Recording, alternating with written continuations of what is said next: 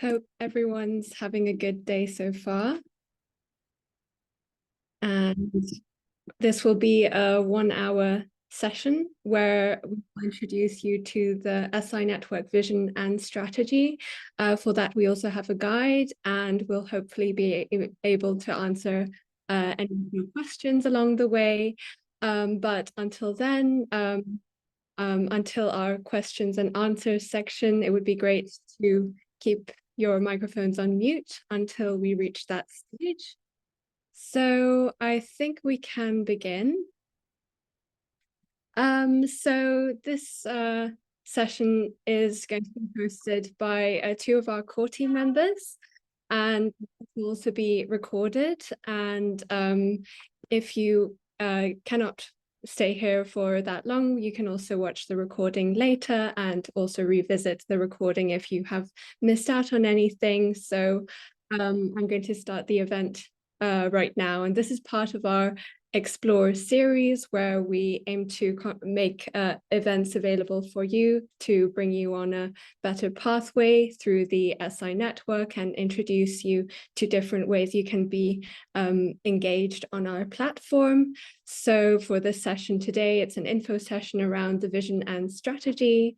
And for that, I will introduce you to us, the facilitators of today. So we have Joss Colchester, who's going to be presenting the slides for today. And Joss, do you want to introduce yourself very briefly?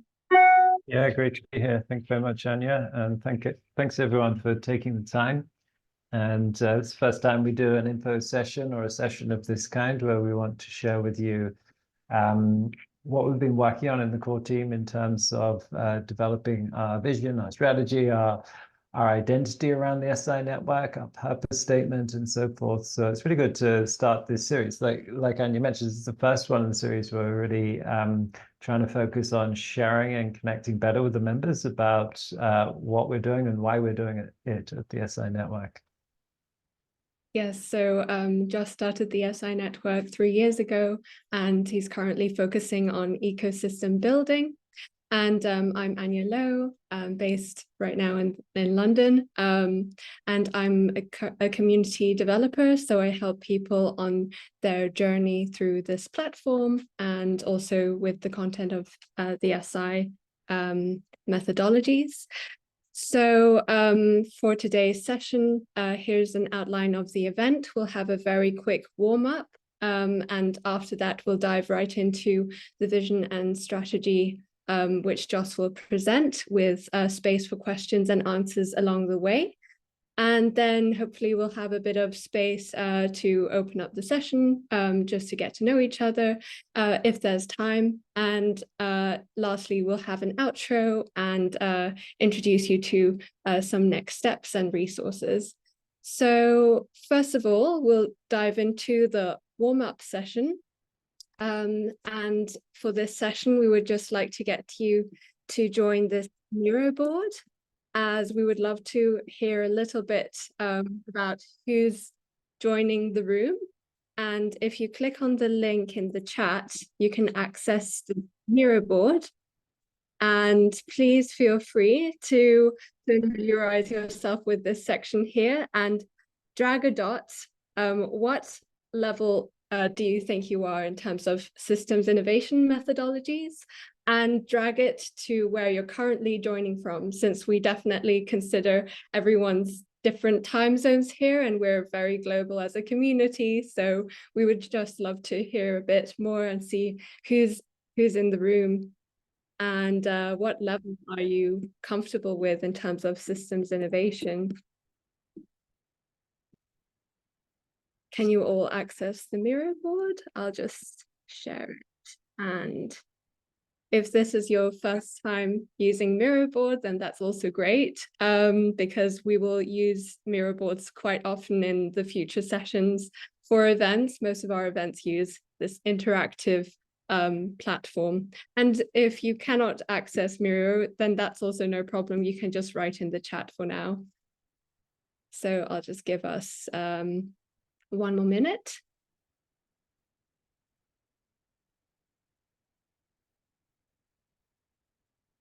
Perfect. So yes, I see not everyone could access the Miro yet. There's no problem. This was a bit of a warm-up, and it's always great to see who's in the room. And also welcome from Taipei, Taiwan. And no problem if you're on the mobile. That's also totally fine. And welcome everyone. And we'll dive right into our session before I just introduce you to the rest of our core team, because we are more than 2 people, we're 6 people supporting this SI network. And we have Yasmin, who's responsible for the SI learning content, and she's doing the learning series. So those who have subscribed, you can go and access all of the series and join on that learning journey with the content that we have. And we have Joss and also Paloma, who's currently supporting all of the hub spaces. So I hope that you will be introduced to the hub spaces very soon. And she's definitely also here full time. And we also have Nadim, who recently joined, as well as Paloma's recently joined. And Nadim is responsible for the co-creation sessions and creating events with more in hands-on activities. And then there's me, Anya Lowe, and then we also have Bowen, who's been part of the community for a long time and also supports with the governance team and strategy. So this is our team, and now I'll hand it over to Joss.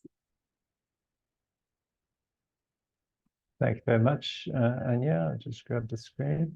And good to see everyone here.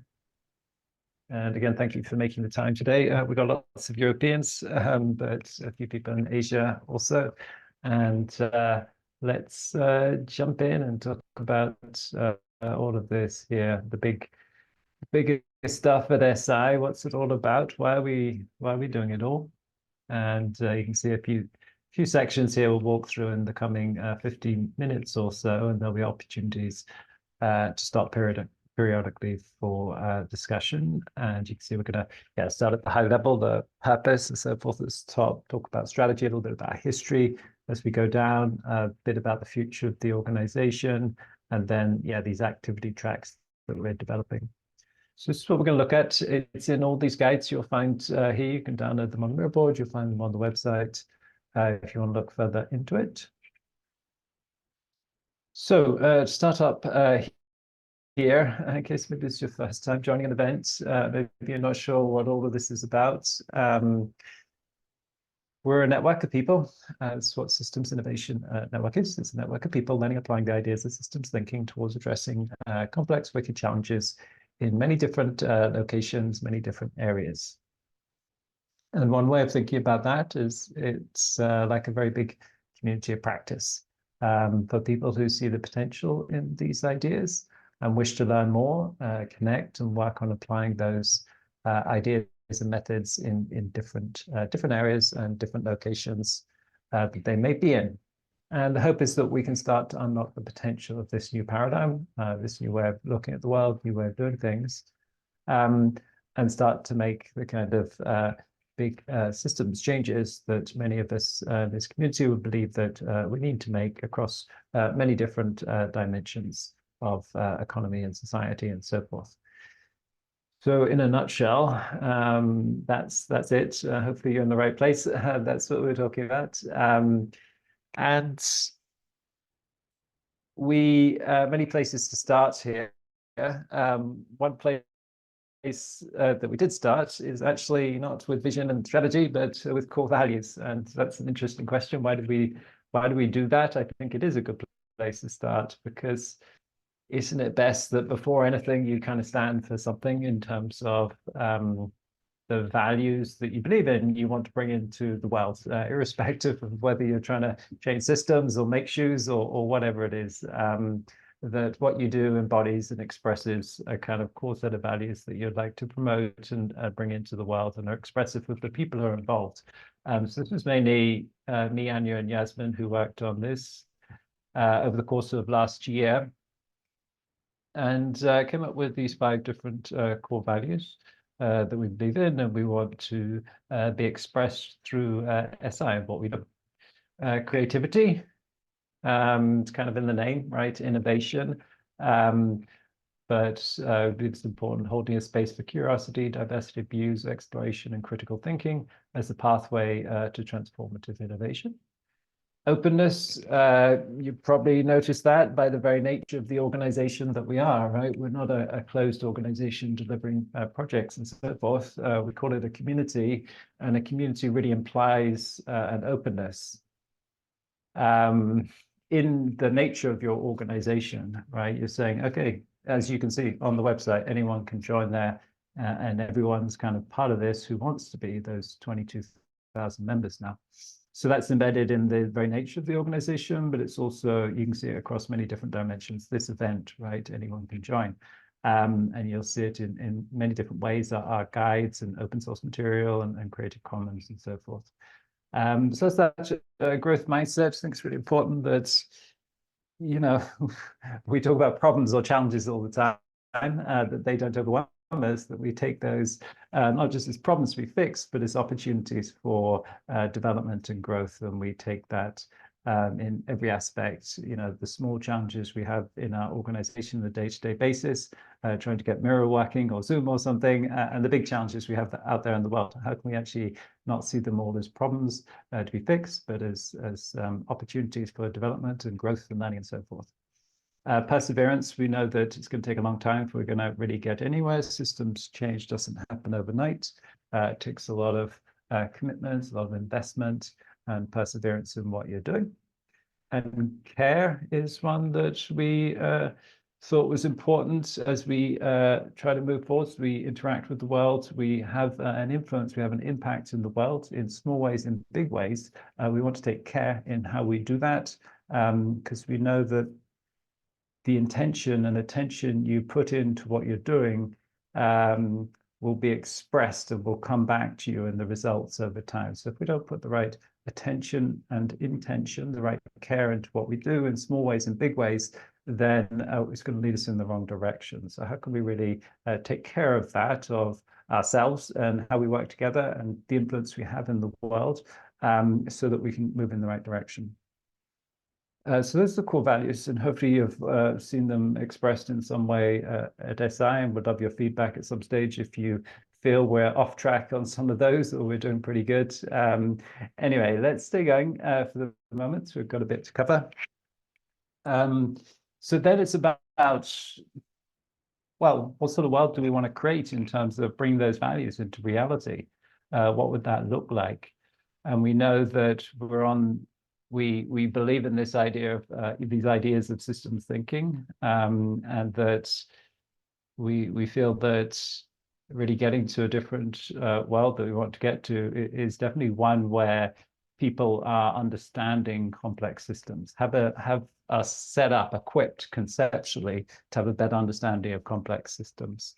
So it's about a broader awareness of systems thinking and understanding of complex systems. And from that understanding, that new paradigm, that new set of values that are kind of embodied in it, we can start to develop and grow new ways of organizing, new ways of designing and developing systems that start to work, or the systems start to work, and hopefully they start to work for everyone, because we feel the approach, the reductionist approach, doesn't help us in terms of understanding complex systems, and it creates very partial systems and systems that only work for some people, not for everyone. So we're looking for a more holistic way of thinking, more holistic way of organizing and designing and developing systems, so that we may actually get to a capacity to work with complex systems and develop them in a way that's really enabling them to function in the way that we need for everyone.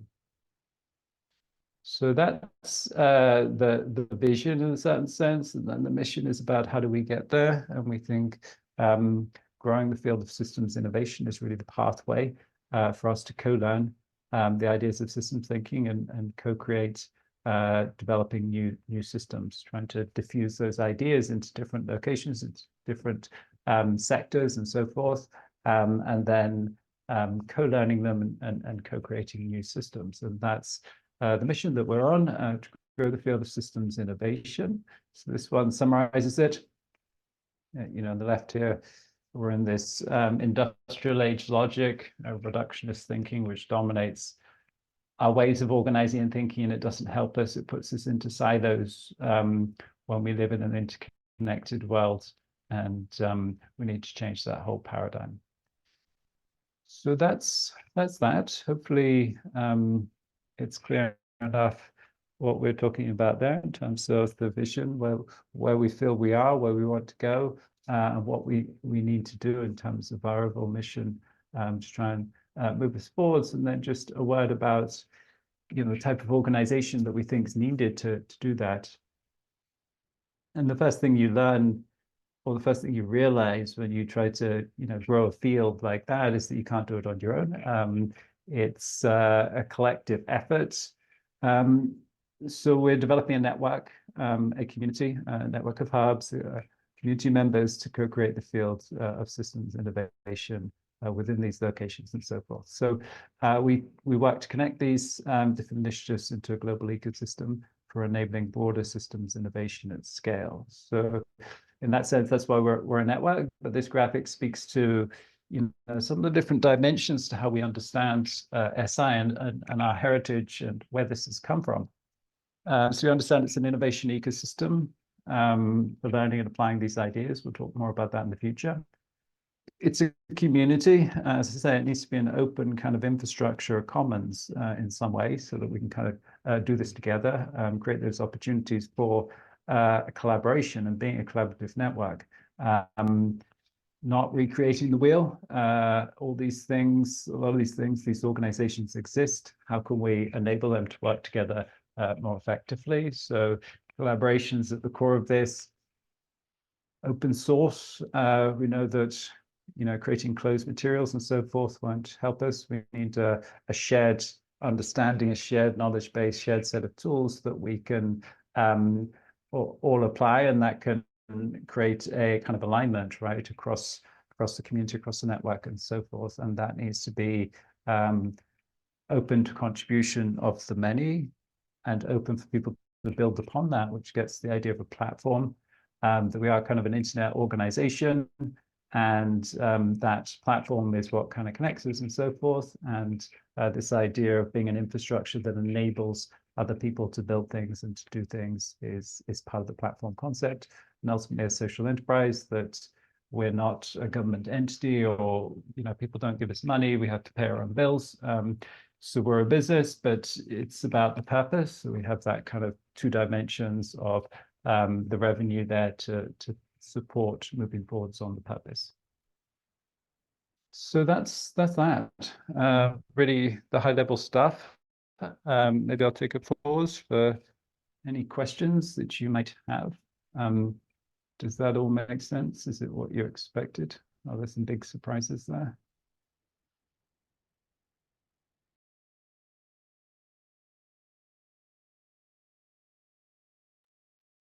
So you can feel free to unmute yourself or raise your hand as you wish. There will be more spaces for questions and answers. If you don't have any right now, that's fine.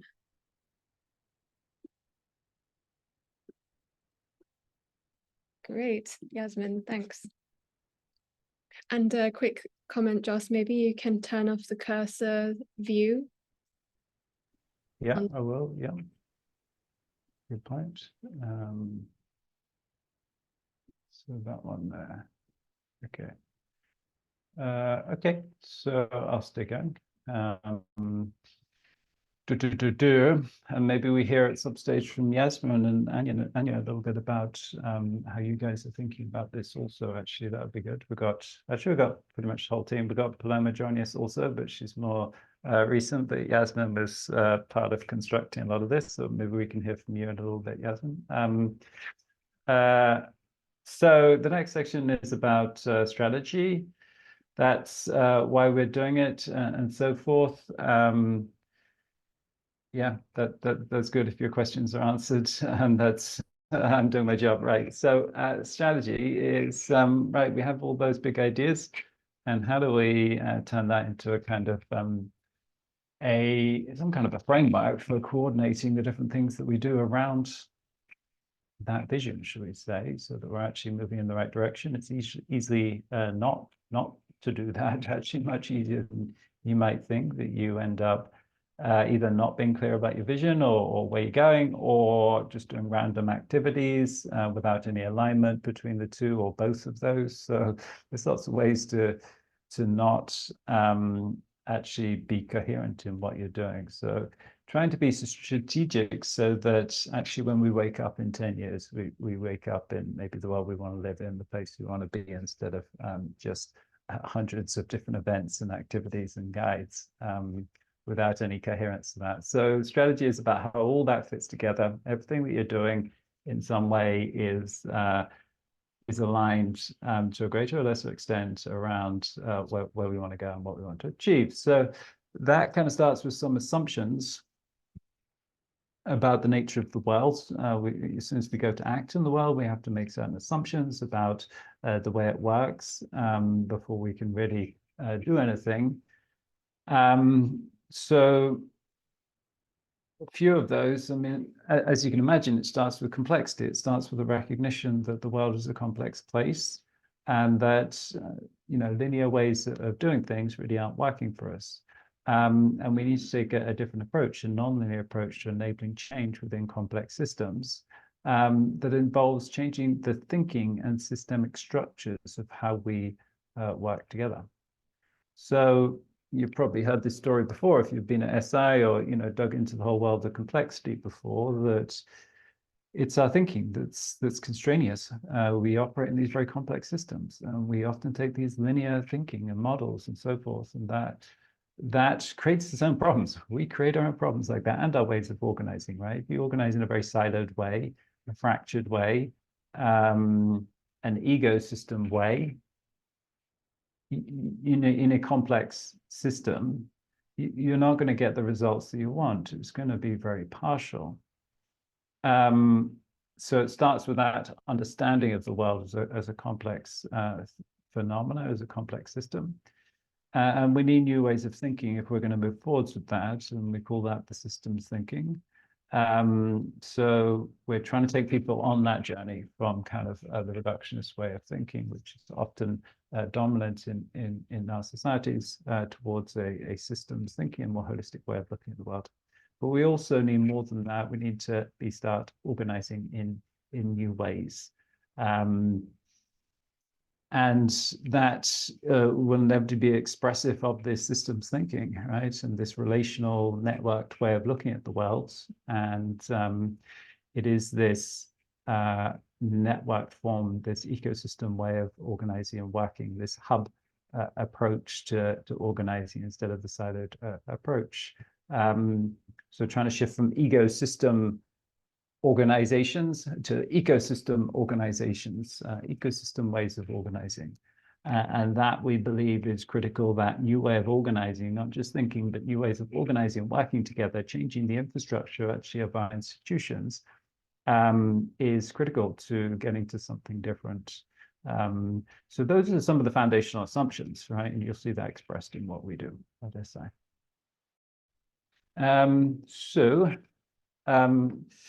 So to do that, we know that one organization can't do it. It's going to require something different, an ecosystem approach. And that ecosystem isn't necessarily going to just self-organize by accident. It needs some support. And that's how we see our role really as a platform for supporting the development of that ecosystem.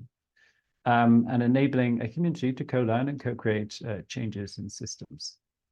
And it needs to happen not just in one system, but in a coordinated way across many geographies and many different sectors, which is an important part of it, important part of the idea of a network, that we're connecting, a collaborative network. We're connecting and enabling synergies and collaboration across different geographies and sectors. So to get the synergies, get alignment, and actually get the emergence of an overall ecosystem, a new way of doing things at a larger scale. And we need an infrastructure to support that, and that's the platform, and that's kind of our role.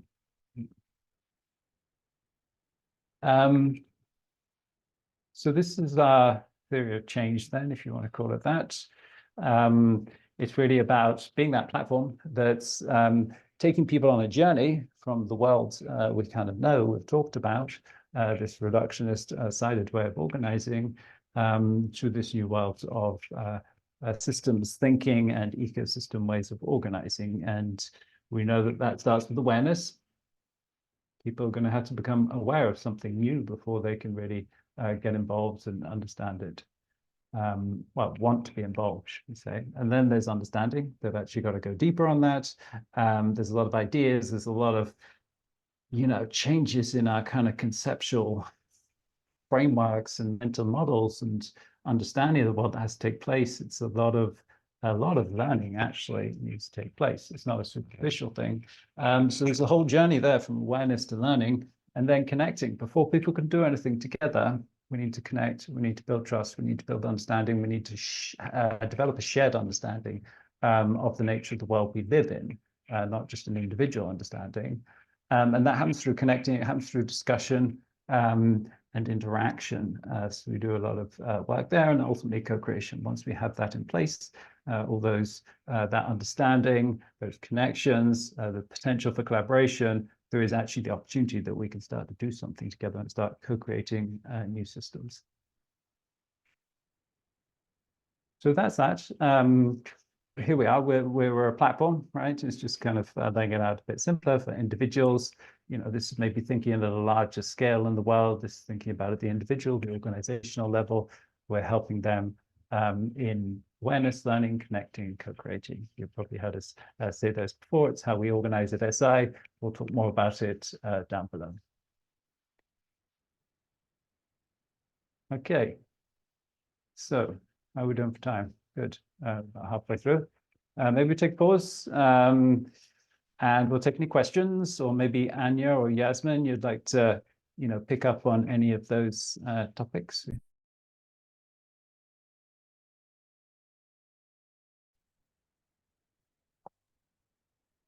There's a question first. Yep. Yeah, and I have a remark, maybe I can say it on behalf of more people, that I'm impressed about what you have reached the several years you've been building on this with the core team. I think it's very good result that you have so far, and very good that you now have the strategy discussion from looking back from the last years and now looking forward to what you're doing next. So I want to say that, to express that, because I don't know how often you hear that, but I think it's good to share it. That because I use the platform and I use the knowledge, and every now and then I bring some knowledge, as you know, in The Hague, in the Amsterdam hub. But I want to express it. So thank you for your core team for building all this, because I think the community worldwide is enjoying it and using it. So that's the first remark. So thank you. And the second one is that's a question, but I think you will address it later on in the session, and I hope so. That is how all the tools and the more generic parts of all the knowledge that you bring available through the network is being applied in real life, and how do we all learn from the feedback loops, getting back from real life to the platform.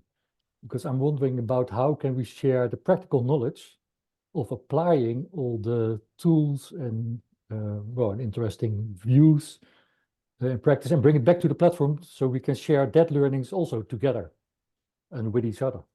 So that's a question.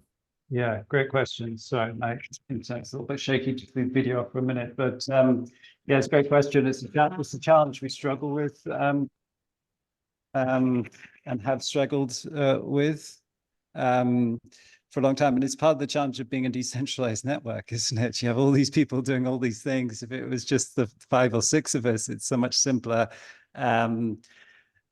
So we actually haven't cracked that nut, to be honest, Jerome. We're still trying to figure it out, if I'm to be honest. What does happen is kind of a centralized way of doing that, where we have all these hubs doing all these things, and then you have me or Anya or one of us working with those hubs and being able to bring that back and share it across to other hubs and so forth. And you can see these guides kind of embody a lot of our learning and so forth. So you can see it happens in kind of a centralized way in terms of myself or one of the other team kind of going there and talking to them and transferring that knowledge and bring it back in and so forth. But as you can imagine, that's a flawed, not a very good system, right? A much better one would be a decentralized framework where you have proper kind of open source capacity to really enable people to contribute, like they do in software development, GitHub and so forth. So we're definitely trying to get in that direction, and we're starting to think about it in terms of the content, but we're still learning how to do it. Yeah, I can imagine. Okay, thank you so far. Yeah.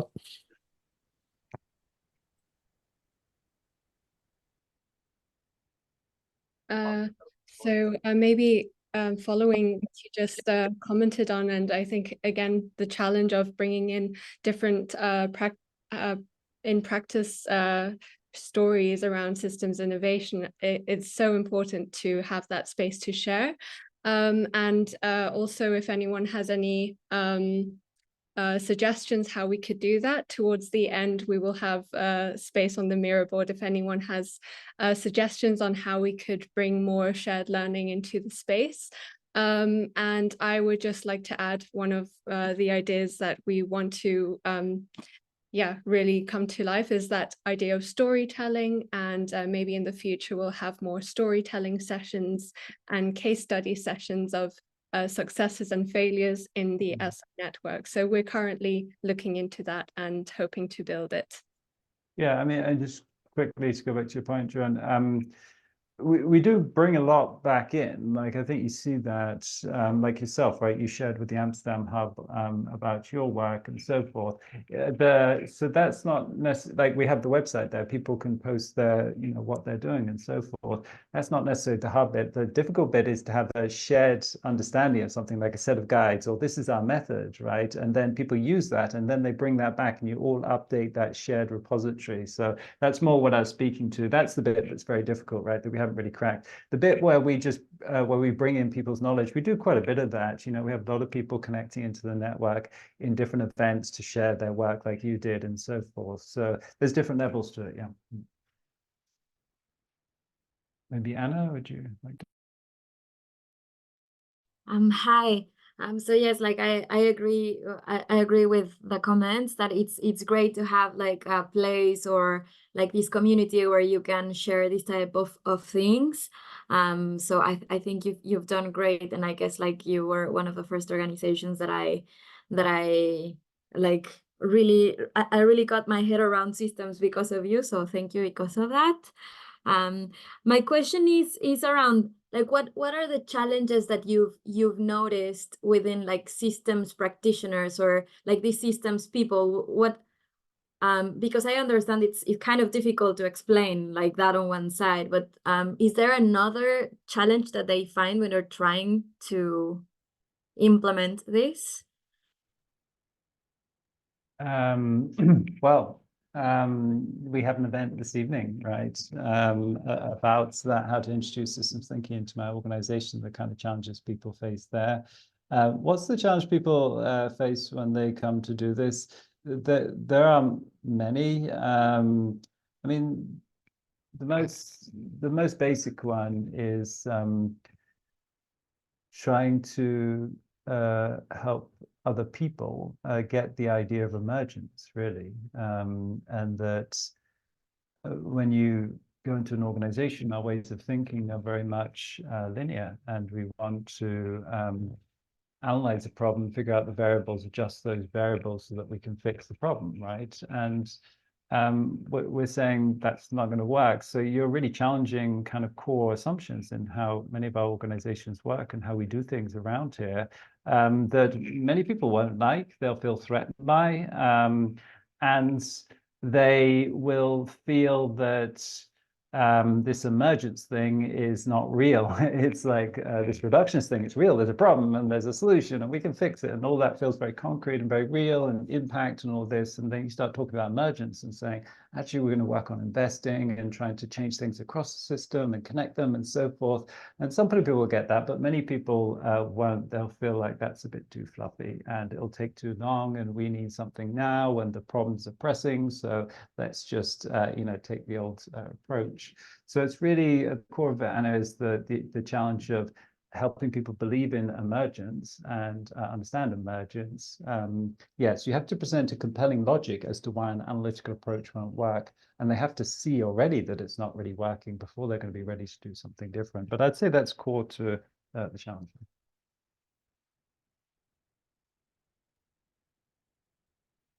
I think also another challenge is the language that we try to teach here, and it's not widely accepted, and it's seen as a niche, and it's really hard to bring in people into the space of this approach of thinking in systems. So that's another one. But that's, I think, what we aim to tackle here is to make system innovation more accessible for everyone.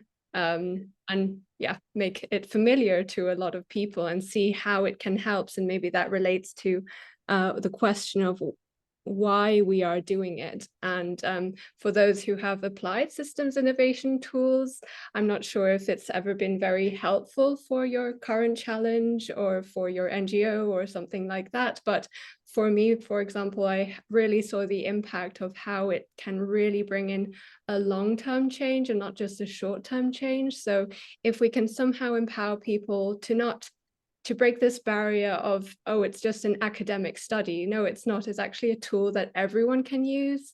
And in the Systems Thinking for Social Change book that we're reading in our book club, he also talks about how children are natural systems thinkers, and we just seem to lose that whole sense of just seeing a world in a broader way and expanding our minds and continuously learning. So that's what we aim to achieve as well with this network. Yeah, and I think over time, ideally we'll get better, and I think we are getting better. We'll get better at the tools and methods getting simpler and clearer and easier. And I think we did a workshop earlier in the week around a systems innovation game. That's taken like 4 years to develop that to something that's nice and simple and really makes sense and so forth. And it's still a work in progress. 4 years ago, it was a very complicated thing. So that's in terms of tools and methods. And same with the ideas, right? You've got to simplify or streamline those a lot. But then also, as I'm sure you appreciate, Anna, examples, right? Going out and doing this well that you can bring back. And I think we're making progress on that, whether that's other people doing those like Jeroen or other people here or ourselves, the core team. I think we're getting better opportunities and getting over time, hopefully better examples of what this looks like. So I definitely feel like we're making progress on it, but it definitely needs those things, right? Streamline the ideas so that people can really grasp them in a simple way. They have a compelling logic to share with other people, tools and methods so that you have things like a game where people can play and see the value from it quite quickly, and also examples. Yeah. Okay. Oh, yeah. Jonas? Yes, I just wanted to ask again the question that I put into the chat. So I was actually already reading some of the stuff on the board now. So what's really the vision for the co-creation phase? I see that there's kind of, for me, a question mark. Is this up to emergence for the moment as well? Or are you actually trying to maybe form smaller teams which would then potentially support processes as part of the SDG 17, for example, the partnership SDG. So what's the direction there? Although it might be vague, maybe just to hear where it's heading. For sure, I think you're jumping ahead, you're cheating, aren't you? So that's where we're going to go. I'll definitely address that, and I think it's best I address that as we go through it because it's in the coming sections here. Yeah. Okay. Any other questions, or should we stay going?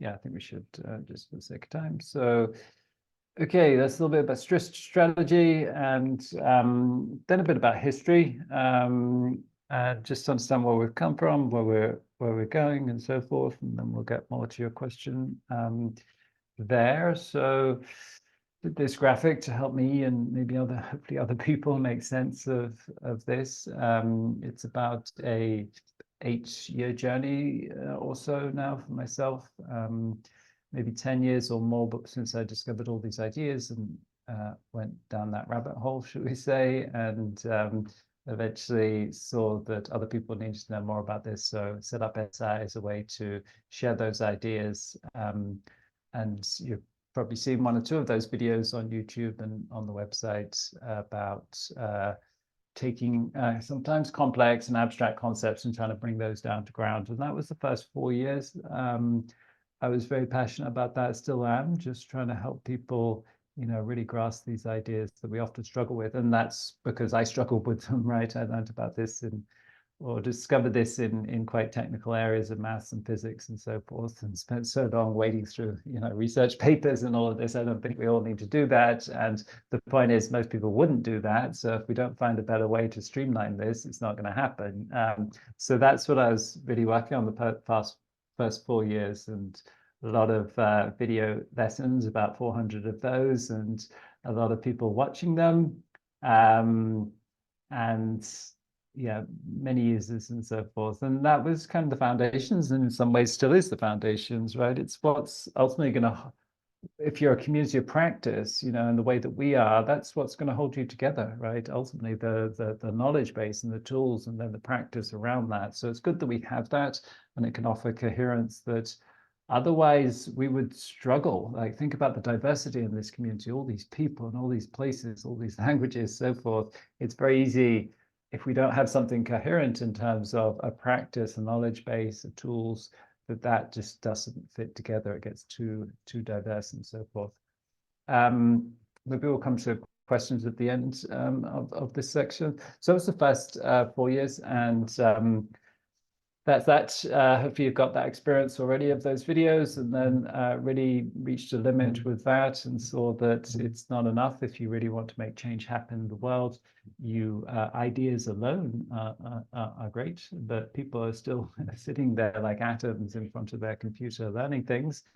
And that's not how the world changes. It changes by people coming together, discovering what they care about, and discovering some new way of thinking and organizing and ways of doing things, and then working together on making those changes.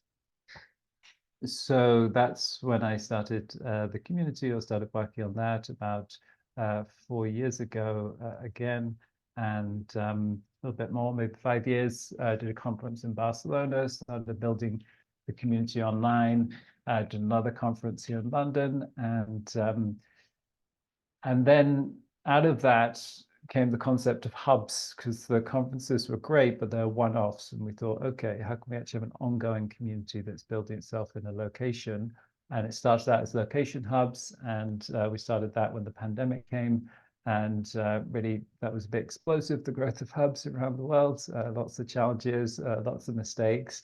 But we set up an infrastructure, and we now have the 20 hubs, and the community started growing very rapidly as we moved to the website you experience at the moment, Mighty Networks. It's been a great platform for us. And yes, over that time, the community really started growing very fast. That's over the past 2 years, sometimes like 1,000 people joining every month.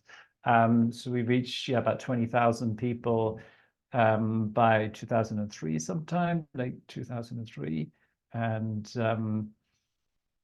and the growth of the community, and a lot of events happening, and a lot of things happening at that time. As I said, it was quite explosive, that a lot of it during the pandemic. And we started thematic hubs about 9 months ago, and now they're a really important part of the network. And at the same time, building the governance and strategy and core team. So Yasmin joined maybe 2 years ago, and Anya joined about a year ago, and Paloma and Nadim joining just a week ago or so, if we admit that, Paloma, right? And now we're trying to grow, you're kind of growing on those different dimensions, right? The core team, the network, the hubs, and so forth. At the same time, a lot of learning, a lot of guides and playbooks created that kind of need to be. And that's, version 2.0, and started to feel the limitations of that paradigm. Last year, started to question the whole kind of concept of the community. Is that the right way of doing things? Is there a better way? Are we just doing a lot of events, but not actually going anywhere? Do we know what we're doing and why we're doing it. So a lot of questions like that arose, and started to kind of deeply think about those and research them myself and dig into it. And coming out of that, started to think about a new version of SI that we might call this kind of ecosystem paradigm. We knew that we need to be more applied. That's what people are saying, that we're a lot about awareness and learning and connecting and lots of events, but are we actually doing this stuff? So definitely feel a lack, a gap there, and people are saying it. So we definitely feel that's part of the next stage. And the ecosystem concept is good for that, because a community, great, it's good for a lot of things, but it's not necessarily something that does something, right? So community, people can get together and share ideas and so forth. And it's very much organized around that social relationship aspect of it, which has many benefits, and it's important in many ways, particularly when you're learning, but it's not necessarily the best paradigm if you want to do stuff together. A kind of innovation ecosystem paradigm is maybe better for that, because we're also going to need to build a better infrastructure of collaboration with organizations and so forth, and be more focused on how do we go from ideas to application and do all that. So that's where kind of the changes are coming about, and changes in the framing of who we are and what we do and so forth. And that's key to kind of systems innovation 3.0 that we're working on at this time. We've already made some of those changes. The idea, we've been discussing it now for over 6 months, and we've been working on introducing it in different ways. And I can talk more about those in a minute. Anya? Yes, just keeping us track of time. I know. So I will skip through some of these just on track. So I was just talking about those slides. So we can stay going there. Actually, we can jump into questions, right? Yeah. And then just below this, the next line, I'll get to that question around, you know, what does it mean to apply this? How are we organizing around that and so forth? But yeah, any questions at this time?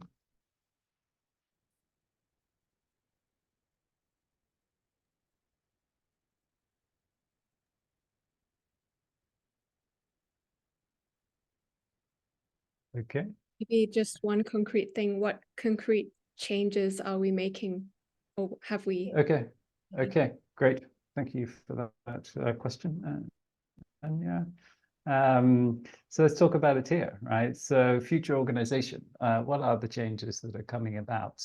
And in some sense, these have always been latent there, right? It's the idea of emergence, that it's not, although they look new, they've always been there in some kind of latent form. They're just coming into light, they're coming into reality, they're coming into structure, so that it actually starts to look like a real thing, a real way of doing stuff. But in some sense, we've been talking about kind of that learning, connecting, co-creating for a while, but we're starting to more coherently organize around that. So here it is, this idea of an innovation ecosystem. The focus now has become one of developing a thriving, scalable ecosystem that has the right structure, processes, activities to take people from zero to hero, and to ultimately enable them to make systems innovation happen. So that's core to the changes coming about, like, or the bigger picture of it. It's like, how do we actually build the right institution, the right organization to be able to do that? And it's more challenging than just a kind of sharing ideas and awareness and all this, which have been a lot in the past. It's going to require a lot more kind of organizational infrastructure, more people involved in the core team, more capacity around projects, more capacity around partnerships, and you know, finance and business model, and many domains all across the organization has to develop and grow. But that's kind of what we're getting at. And building this capacity will take time. Many things have to be developed, yeah, as mentioned. So not going to happen overnight, but it's good that we're thinking about it and we're starting to make these moves. And I can talk about what those are already. It kind of starts with the reconception, a different kind of visual of what we look like, or a different way of thinking, but different way of representing that. So this is in some sense the ecosystem, if you want to call it that. In the core is the SI core team, and we have well, I'll explain that in a minute. I'll go into details in a minute. And then around those, you have the hubs, which are organizing the community into different thematic areas. And you have all the individuals there and partners and so on. And then you have location hubs there also. We just put them further out because we think they're a bit more, potentially more specific to a location, whereas, you know, health or governance could be more general across the community. So those are kind of the structures, right? The circles that exist in the core, in the ways that we're organizing the community in terms of these hubs, thematic and location hubs, and of course all the members and partners and so forth. So in the core, the ecosystem is the SI platform, or the core team, which provides a set of services to the rest of the ecosystem, supporting all members, hubs, and partners, and coordinating and coordinated through the strategy team. So here is the SI governance and strategy team that's existed for maybe 3 years or so. And that's where, yeah, the bigger governance and strategy decisions are made. And then around those, this is all the core circle. We have the different functional areas so that we can deliver on those different activity types to help people on their journey, from awareness to learning, to connecting, to co-creating. So those circles, and we have someone kind of representing each of those circles and coordinated back with the core circle, the strategy and governance one. So for sake of time, I won't go into all that, but around it you have the thematic hubs, which play a key role in the ecosystem, connecting members and partners within different sectors.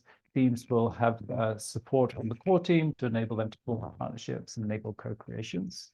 So they'll be important.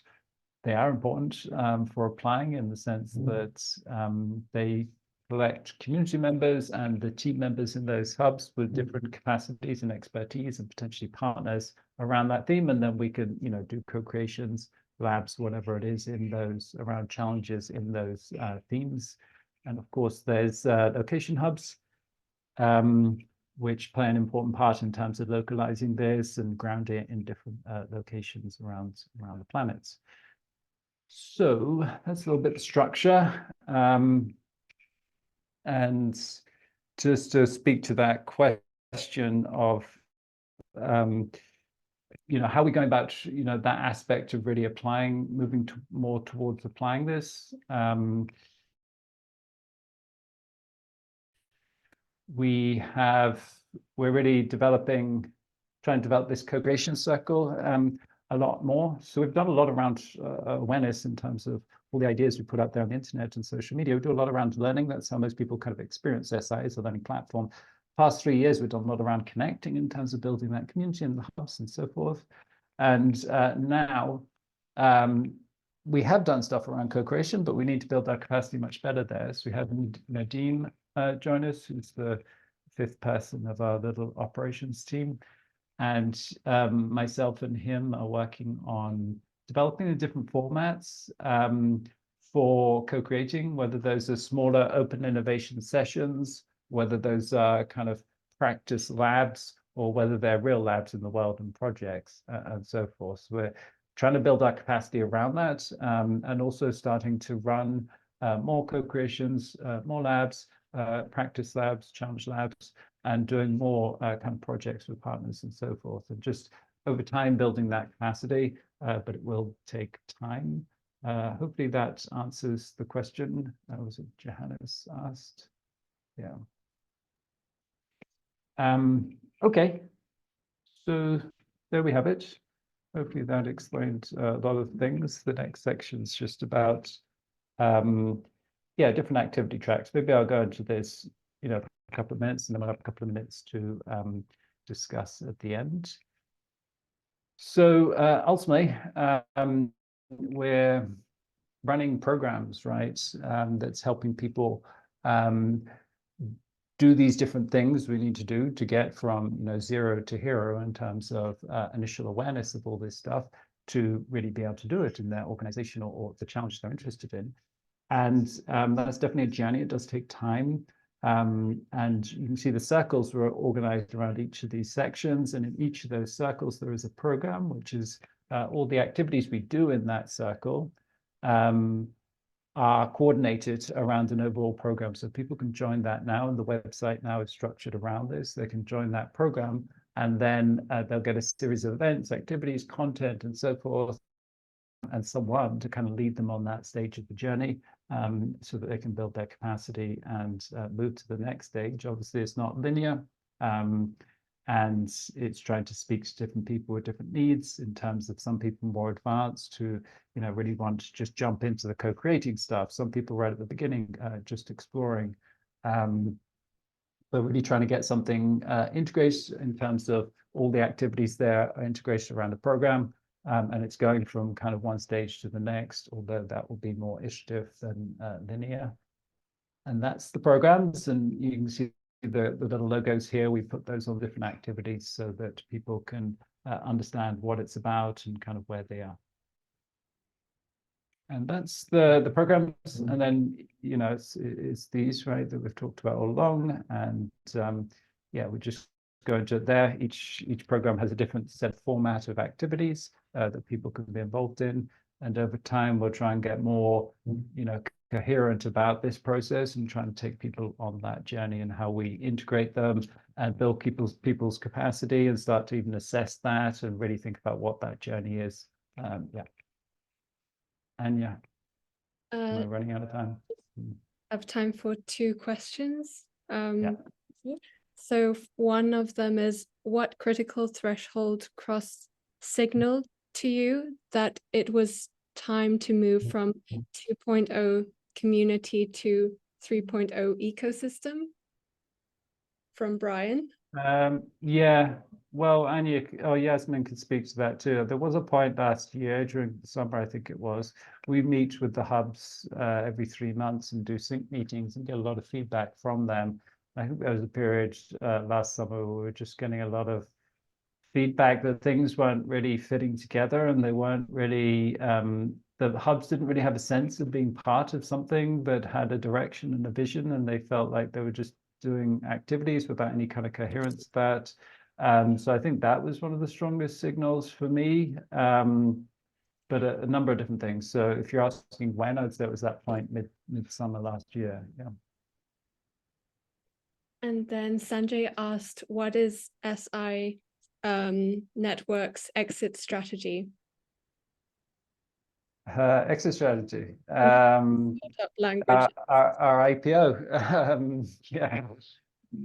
Exit strategy is when, you know, we have developed an infrastructure protocol. I mean, ultimately, SI is an institution. It's a framework and a set of connections and ideas for us to work together in changing our thinking and ways of organizing in these different areas, in different locations, in different sectors. So success is when we get there. We're a protocol, like the internet is a protocol that everybody just accepts. That's how we do things, and that enables us to really make changes in the world. So in some sense, that's the exit strategy. Then there never is an exit strategy, but success is when we get to a place where people feel like, if we want to make systems change happen, then here's a set of protocols, a network, ideas, tools and methods and so forth, and formats that we can use, and we can make those changes. And that's in the world, it's implemented, people are doing that and so forth. Yeah. And of course, again, it's emergence, right? It's not like you wake up one day and you're there. It's evolving ever since the beginning and continues to evolve. Yeah.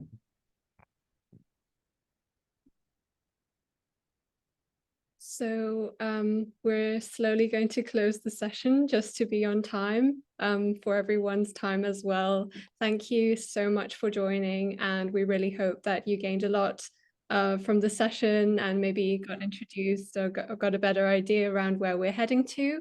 And you can always reach out to us for different purposes, and also join the links that I sent into the chat below. And also, if you stay on this board, you can also add any suggestions in this box here, what kind of sessions you would like to see from the SI core team. So we're always very happy to receive those or receive any feedback as well. So you can also reach out to us for different purposes as well. And thanks everyone again for joining, and hope you have a good day. Incredibly prompt, Anya. You kept it exactly on time. Thanks everyone for joining. Hopefully that really answered your questions for the moment. And if you want to stay on and chat about anything, you're welcome to. We can stay for a bit longer. We'd love your feedback on the board here, or you can speak about if you have it. Yeah. Good to have you, Vesna, Richard, Brian. Hope to see you soon. Sudesh. Yeah.